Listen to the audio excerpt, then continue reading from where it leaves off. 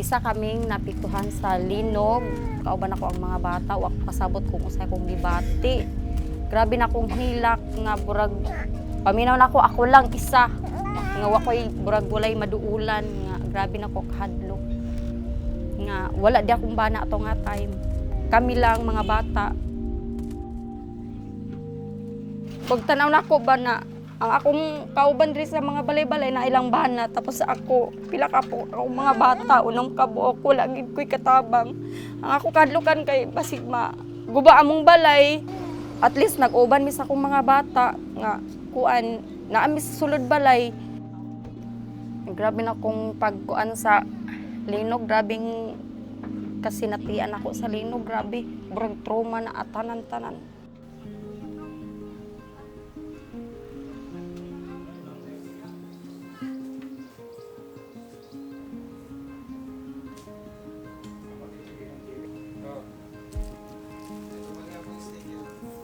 Paghuman sa linog, katong pag-abot sa katong mga kuan sa Oxfam, dako kay tabang sa amoa, pati mga sabon, katong mga baldi, mga kabo, kay tinud pud among yung kabo, nabuak na gyud among kabo.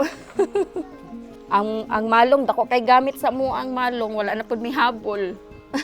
Ang mga shampoo, mga tanan sa nadawat ako sa Oxfam, daghan kayong salamat kay dako kay tabang.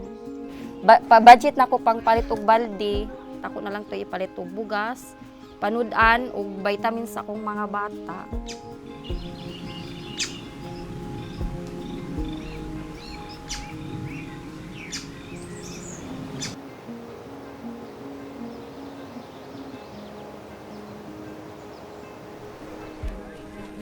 Sa isang komunidad, hindi lang naman pag nabigyan mo ng tulong, as assistance, hanggang doon na lang po siya. Mahalaga yung ganitong gawain, yung basic danger sensitivizations natin, na ipapalabas natin yung mga naing ng mga kababaihan, na nasa komunidad. At dito rin kahit papano, nagiging aktibo sila. Kasi madalas, ito yung malalayong lugar na walang nakakapunta. Isa rin ito nagpapaboost nung sarili nila na, ay, importante din pa pala kami kahit nasa malayong lugar kami. Hindi yung kinalimutan na kami. Napakahalaga po sa amin na yung ganitong mga lugar, lalo yung mga malalayong lugar yung napupuntahan. Kasi ito talaga yung madalas na prone sa pang-aabuso. Sa pamamagitan ng information dissemination natin, nalalaman nila yung kanilang mga karapatan, naibsan yung trauma na naranasan nila, yung awareness ng mga taga-komunidad, mga taga-barangay, lumalawak.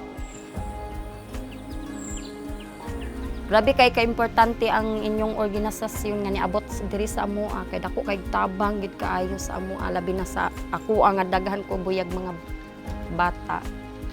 Kuan sa Oxfam, thank you kaayo kay dako kay tabang sa amoa.